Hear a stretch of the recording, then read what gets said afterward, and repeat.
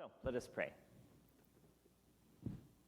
Oh God, may the words of my mouth and the meditation of all of our hearts be acceptable in your sight, you who are our rock and our Redeemer. Amen. Well, this world can be a dangerous place. In fact, that's why sometimes we need to have some warning signs to help us keep safe and prepared.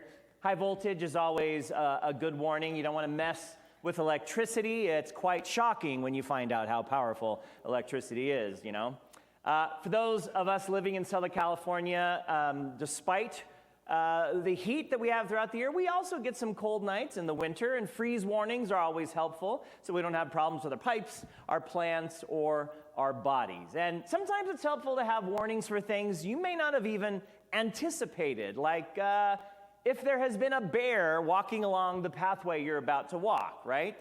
Might want to pick a different path. Or if there's an aggressive shark swimming on the beach that you're planning to take your family to that day, time to pick a different beach. But then, of course, you know we have such a litigious society, right? There are some seemingly obvious warnings that probably should never have been printed, right? We all know about the infamous McDonald's hot coffee lawsuit years back that resulted in pretty much every fast food coffee cup in America needing the caution hot label. Right? But why is there a do not operate while sleeping sign on our hair dryers? What is up with that, right? Because somewhere someone had an incident in the night with a hair dryer and the rest is history, right? Or do not hold the wrong end of the chainsaw warning label. I mean, you'd think that's a kind of a no-brainer, wouldn't you, right? Did you know that some washing machines have a do not put a person in the washer sign on them? Yes, I'm guessing that was a result of a college fraternity prank somewhere. And of course, we have our motion picture warning labels or ratings that have been around for some time, right? Whether it's G, PG, PG-13, R, or even NC-17. The ratings for a movie help parents know, or anyone know for that matter, for a certain age group what may or may not be appropriate, and so people don't get caught off guard seeing something that they probably should not have seen in the first place. Well, welcome to the fourth and final week of our July series entitled #Never Saw It Coming. Now, we've been journeying through the very strange book of Judges in the Old Testament, and each week we've looked at a different judge from the book, but it's not a judge from a legal perspective like we think of today. Now, in this book, judges are bringers of justice, and they help the Israelite people throw off the bondage of foreign oppressors that God allowed to happen because of their repeated sin. Over the past 3 weeks, however, we've learned that the book of Judges, as it progresses, the situation in Israel is getting worse and worse and worse. In fact, one commentator called it a downward spiral of deterioration within the hearts and lives of the people. In fact, at the beginning of the book, the oppressors came from outside the community, right? Their foreign neighbors that overthrew and overwhelmed them. But as we move through the story, and as we get towards the end of the book, we discover, no, the true enemy is from within. It's from within the hearts of the people of Israel themselves. And I think all of us, at one time or another in our own life journey, can relate to that as well. So, I invite you to take out your Bibles or open up your Bible app on your smartphone. We're turning to the book of Judges, chapter 19. Now, while you're locating that passage, I feel like I need to issue a warning. This story definitely deserves an R rating, if not an NC-17 rating. I mean, I'm serious. This could be one of the worst stories in the entire Bible, right? And what you see under this rating here, violence, grisly images, language, some nudity and sexuality, yeah, that is all in our story today. So I just want you to make sure you know what you're getting into. But if you stick with me through the muck and the mire, I'm hoping that we'll come through it with some insight, self-reflection, and, dare I say it, a little bit of grace. So, are you ready? Buckle up, because it's going to be a bumpy ride. Judges 19, the first 3 verses. In those days, when there was no king in Israel, A certain Levite residing in the remote parts of the hill country of Ephraim took to himself a concubine from Bethlehem in Judah. But his concubine became angry with him, and she went away from him to her father's house at Bethlehem in Judah, and was there for some 4 months. Then her husband set out after her to speak tenderly to her and to bring her back. He had with him his servant and a couple of donkeys, and when he reached her father's house, the girl's father saw him and came with joy to meet him. All right, now these first 10 words of this first verse in chapter 19 appear at first glance just to be an introductory statement, like almost a throwaway line, right? In those days when there was no king in Israel. We might miss the importance of this statement if we don't look at two other verses that are very near to this same passage that we're reading. Judges 17, verse 6 comes immediately after the Samson saga, which Pastor John preached on last week, and the narrator tells us this. In those days, there was no king in Israel. All the people did what was right in their own eyes. Now remember, this is just after the Samson story. We know this is true because we learned about Samson. And although he was dedicated to God before he was born, he did practically nothing in his life that indicated he even knew there was a God in the first place. I mean, he was so self-centered, he basically did whatever his bodily urges dictated. Evidently, the people of Israel did a great job in following Samson's lead as well, which is why we get this verse. But this very same verse appears at the very end of the book of Judges after our story for today, chapter 21, verse 5. And in between these two bookend statements about the self-centered nature of the Israelite people, we get today's crazy story. This is the final story in the book of Judges, and in fact, there's actually no judges in it at all. So, back to this passage from Judges 19. Now, our main couple for today is an unnamed Levite and his concubine. Now, on a side note, you'll find a lack of naming in these 3 chapters that we're going to be reading. It's very telling. When there's no names, there's often no accountability for one's actions. Why? Because everyone was doing what they thought was right in their own eyes. Now, Levites, by the way, were one of the 12 tribes of Israel. They descended from Levi. They were intimately involved with the worship life of Israel, so much so that when they moved into the promised land and they divided up all of the regions and each tribe got their own section on which to live, the Levites received no land at all. Why? Because of their connection to God and to worship. It said that God was their portion and their inheritance. But the Levites would be scattered all throughout the other 11 tribes of Israel, and the people were commanded to make sure you care for your worship leaders, care for the Levites, make sure you provide for them. Concubines in biblical days were usually second wives who were often sources of additional fertility for their husbands. However, in this particular story, we have no indication that there are any other wives in the household for this Levite. So, despite her designation as a concubine, it may be more like what we would refer today as a common law wife. But that's not the only ambiguous part of these opening sentences. The NRSV says that she became angry with her husband and that she went back to her father's house for some 4 months. Now, other versions, like the NIV, say, but she was unfaithful to him, not angry, but unfaithful. The King James Version goes so far as to say, and his concubine played the whore against him.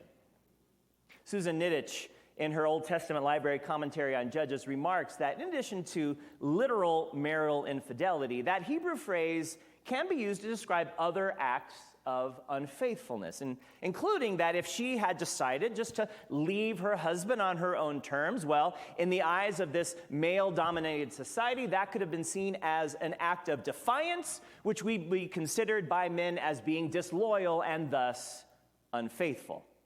In any case, after 4 months of being apart, the Levite decides it's time to go and bring his wife back. He's going to go to her father's house and try to speak tenderly to her, right? To use the language of love and woo her back.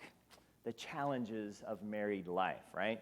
Well, when the Levite arrives at his wife's house, his father-in-law seems to be very willing to welcome him. In fact, some commentators say this is another example that the rift between husband and wife was probably relatively minor.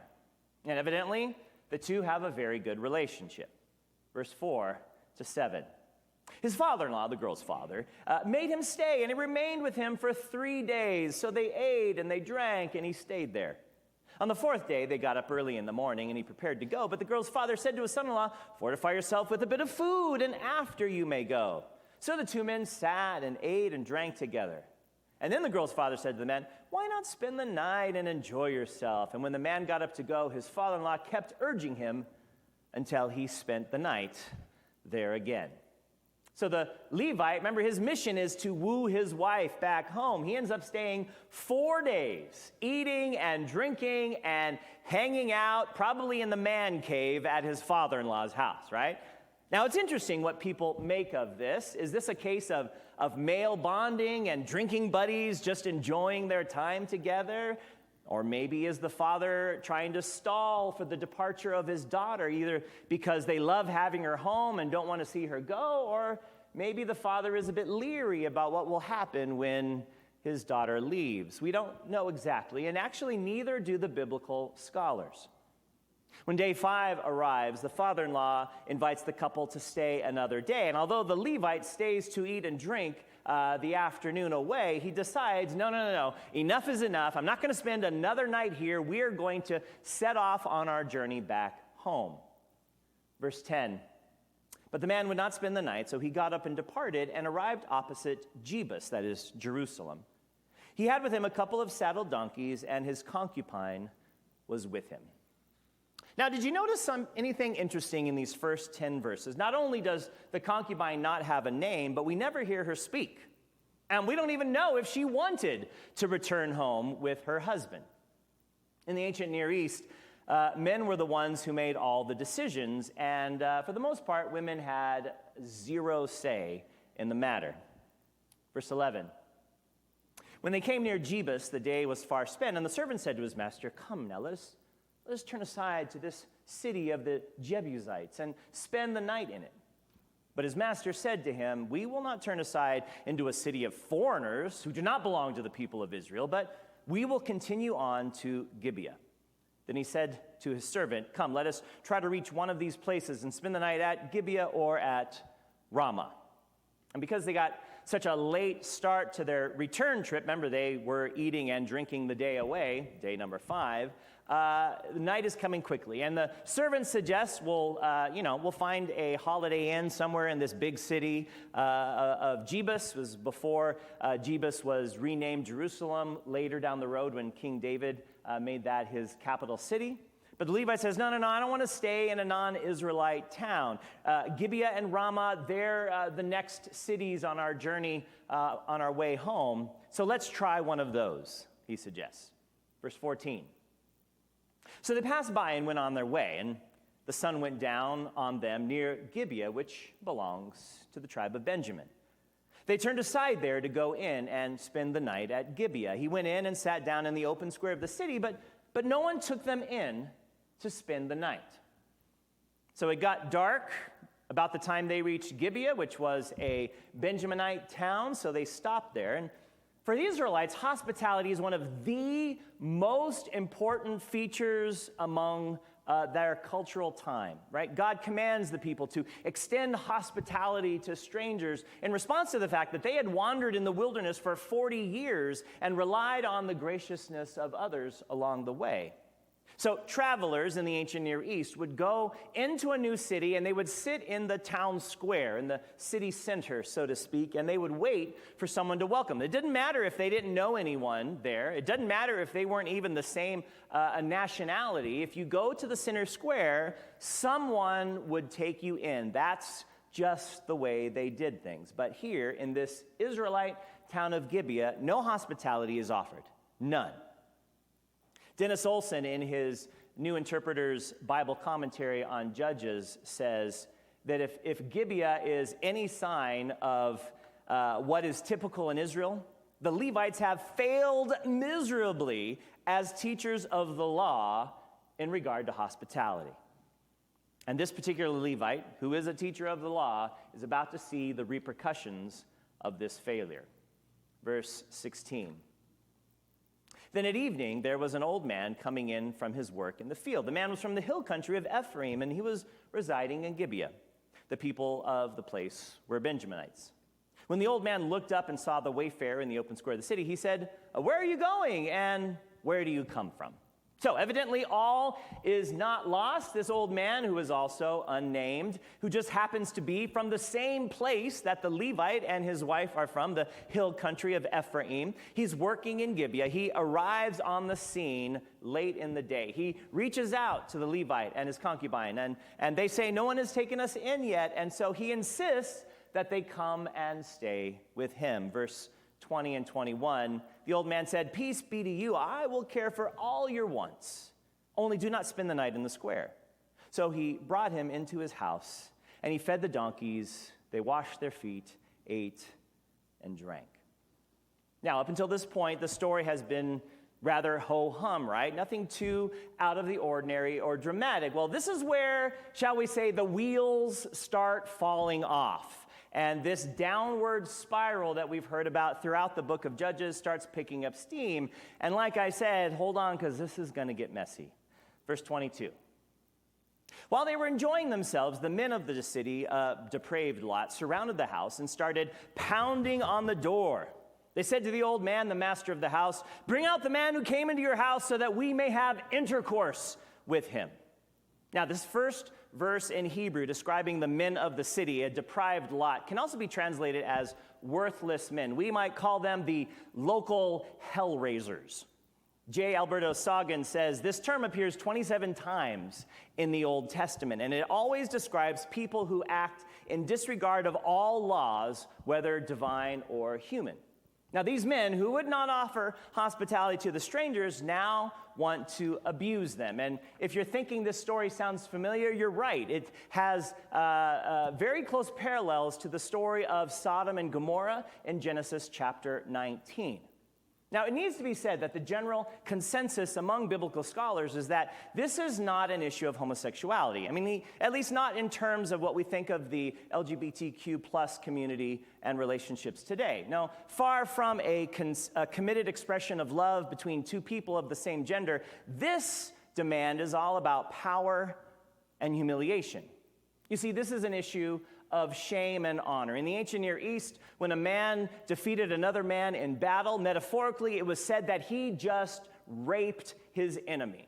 In fact, the one defeated was made to be like a mere woman. And so these worthless men here, these local hellraisers, they want to humiliate these out-of-towners with this demand. Verse 23. And the man, the master of the house, went out to them and said to them, No, my brothers, do not act so wickedly. Since this man is my guest, do not do this vile thing. Here are my virgin daughter and his concubine. Let me bring them out now. Ravish them and do whatever you want to them. But against this man, do not do such a vile thing. I told you this is a horrific story, but we're just getting started in how horrific it can actually be. Now, while this seems like a horrible option that he offers to us, in the ancient Near East, hospitality for men was vitally important. So much so that a father might offer his own daughter to be abused in order to preserve the dignity of the guest that he has offered hospitality. Now, I'm not saying it's right. I'm just saying that's the way it was back in the day. The phrase ravish them literally means humiliate them. This was a euphemism for sexual abuse. The second part of the phrase, do whatever you want to them, can be literally translated as do to them what it seems good in your own eyes. And does that remind you of a verse that we saw at the beginning and the end of this story? Women were unfortunately considered to be disposable and replaceable during this time period. Verse 25, but the men would not listen to him. So the man seized his concubine and put her out to them. They wantonly raped her and abused her all through the night until the morning. And as dawn began to break, they let her go. As morning appeared, the woman came and fell at the door of the man's house where her master was until it was light. Now, up until this story, if you're like me, I wanted to give this Levite the benefit of the doubt, right? That he truly loved his wife and wanted the best for her. But I can do that no longer. In fact, it looks like he didn't even lose any sleep on this horrific night, right? After being raped and abused all night, she falls on the doorstep of the house that supposedly had offered her safety for the night, and we hear nothing else from the men that are locked up safe and tight inside the house. J. Clinton McCann, in his interpretation commentary on Judges, writes this: "It is the case then and now that the disease of society manifests itself in the abuse of women.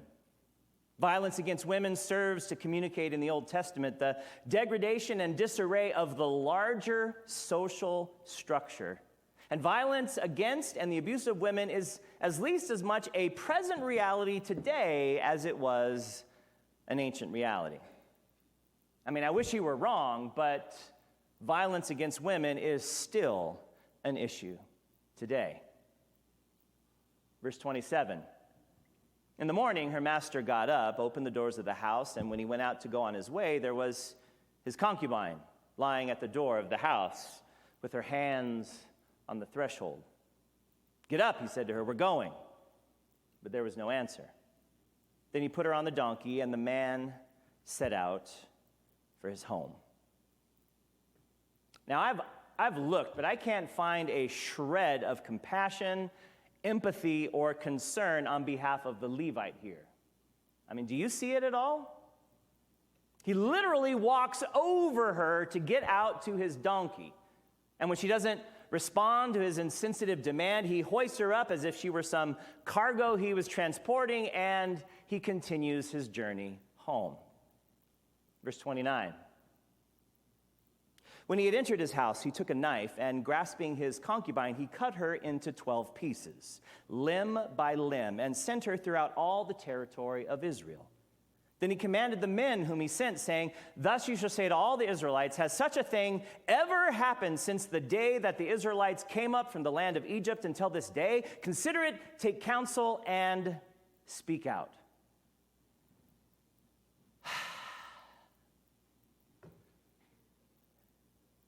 Now remember, I said this was a downward spiral, and this is just about the lowest point it could go, don't you think? I mean, I said just about the lowest point, because unfortunately this is not the end of our story yet. When did this woman die? We don't know. Most likely it was sometime in the wee hours of the early morning before the Levite opened the front door, but oh my goodness, seriously? I mean, sending 12 FedEx packages out to each of the tribes of Israel. Can you imagine what it must have been like when the leaders of the tribes opened that up? The Levite has now escalated the ordeal from simply a personal one to now a communal matter. In fact, it's a nationwide event.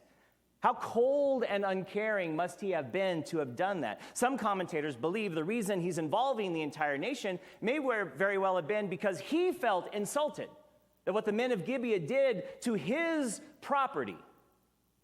Of course, we know now that this woman has been doubly victimized, once by the mob and again by her husband.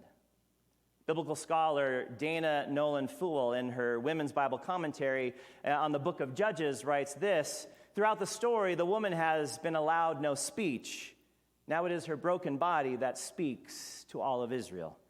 What her body says, what the Levite intends for it to say, and what Israel hears, however, are hardly congruent." Now, before I go on with this story, I should mention one interesting interpretation that I discovered in my research this week. A few scholars over the ages have seen this story as what they call a foundational myth, meaning that it was, in their eyes, not an actual story that took place, but a metaphorical story. And in this interpretation, the Levite and his concubine or wife represent all of Israel, and her abuse and dismemberment was symbolic for what would happen to the nation as a whole, including the impending civil war, because they were not under a king.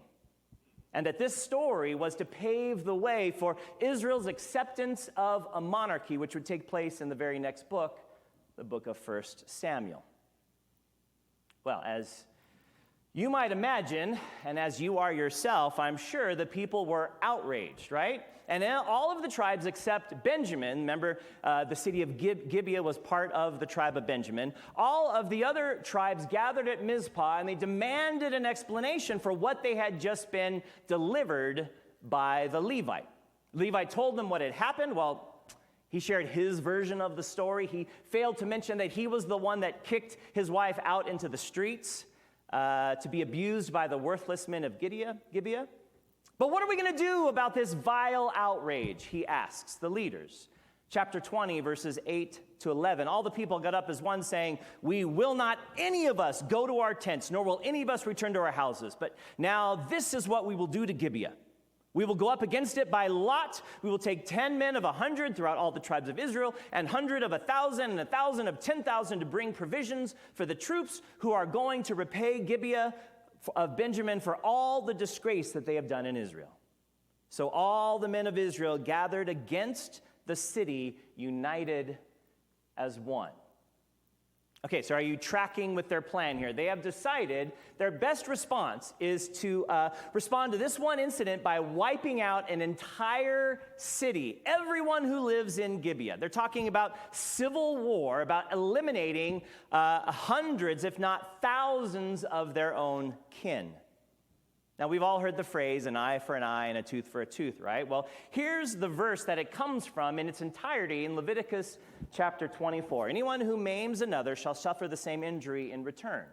Fracture for fracture, eye for eye, tooth for tooth. The injury inflicted is the injury to be suffered. One who kills an animal shall make restitution for it, but one who kills a human being shall be put to death." Now, prior to the Torah, to the first 5 books of the Bible, to the laws that God gave Moses to give to the people of Israel, the common practice was to retaliate with such vengeance when someone hurt you that they would never, ever dream of messing with you again. In fact, I think that's probably some of the foreign policy that many nations around the world still have, right?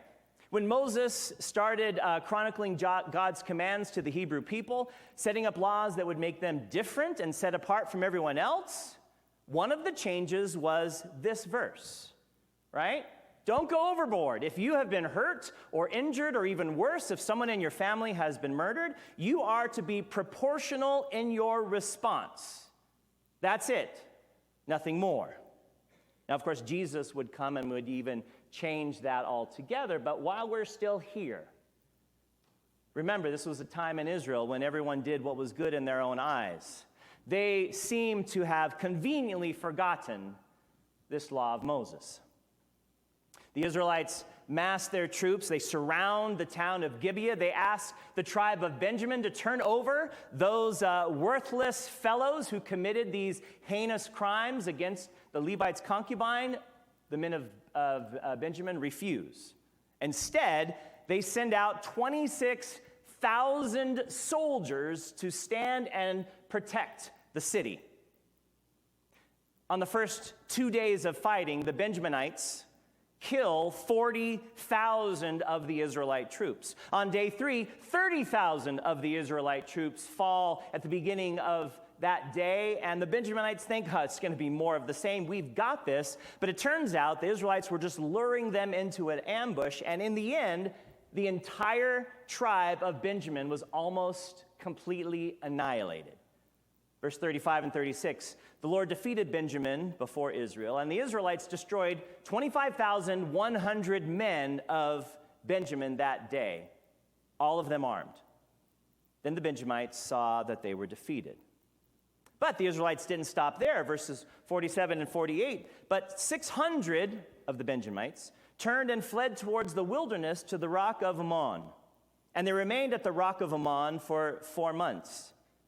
Meanwhile, the Israelites turned back against the Benjaminites and put them to the sword, the city, the people, the animals, and all that remained. Also the remaining towns they set on fire. So they just didn't stop at Gibeah. They went to all of the towns of the Benjaminites and killed everyone and everything, and then for good measure, burned the towns to the ground. So much for an eye and a tooth for a tooth. That's how chapter 20 ends. And when we turn the page to the very last chapter of Judges, chapter 21, the Israelites, they're starting to have second thoughts about what they just done. Maybe we shouldn't have killed all of them off.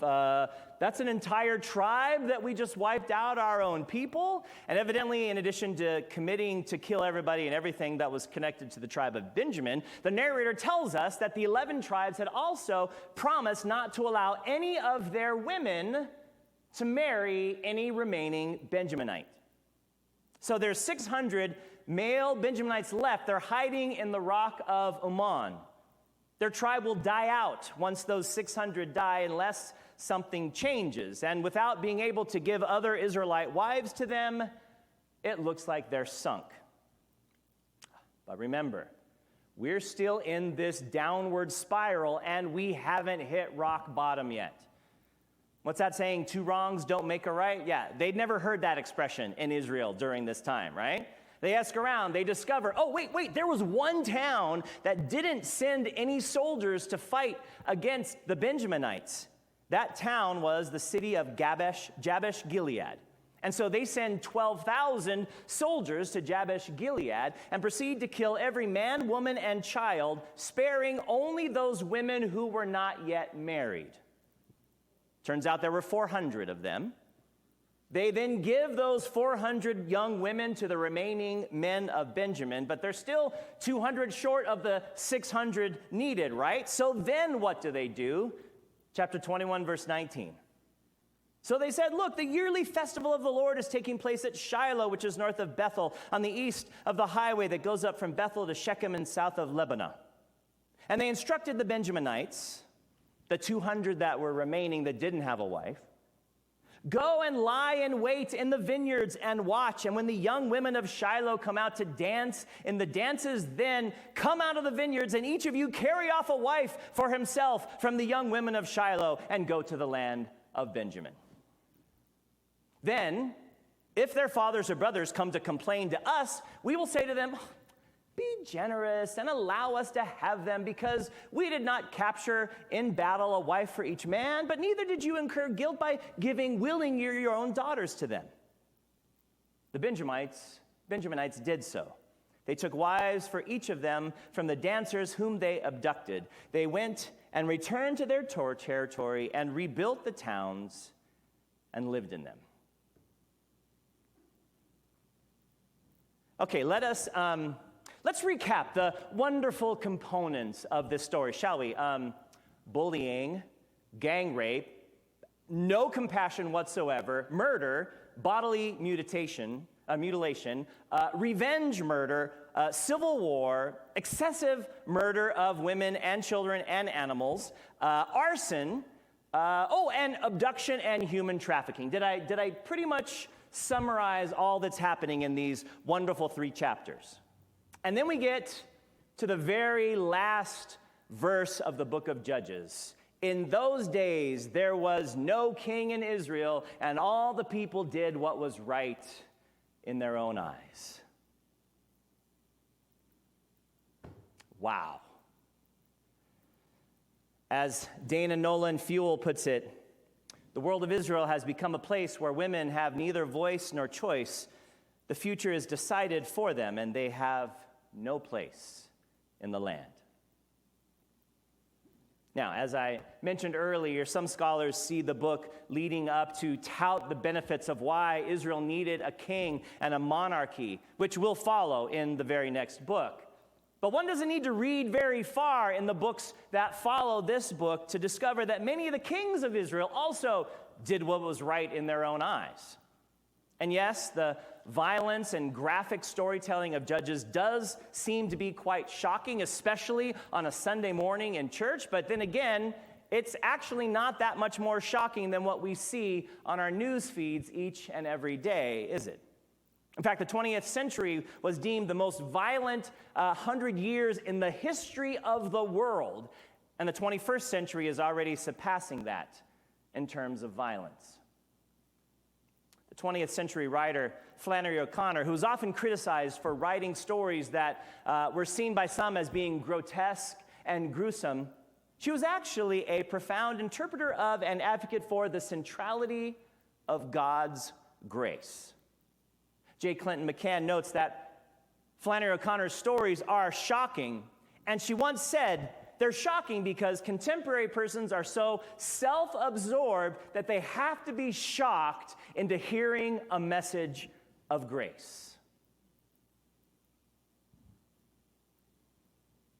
In those days, there was no king in Israel, and all the people did what was right in their own eyes. Now, there would one day be a new king in Israel, a king unlike any other that had come before or who would come after, a king that would truly embody justice and righteousness, a king who made it a point to value, protect, and honor women, who would gather a people to be devoted to loving the world the way that God loves the world. And this man, his name, of course, was Jesus. So, my friends, what is our response to this crazy, shocking, and extremely troubling book of Judges? Will we leave today thinking, my, what a horrible story? Where are we going to go for lunch, by the way? I wonder what we should eat today. Or will we allow the story to actually shock us out of our self-absorption and to realize it's really a message of grace, that this God who created us, who loved us, who redeems us, never gives up on us, even when we and others we love make horrible, horrible choices that have devastating effects on ourselves, others, and the world around us. You see, in the book of Judges, God never gives up on the people, no matter what. And it eventually, once you get past the kings, leads to the gift of Jesus. That life-changing gift, our true king, that we may not also succumb to the temptation of doing what is right in our own eyes, but may we look to Jesus, that we might be inspired by him to love. So may it be now and forever. Amen.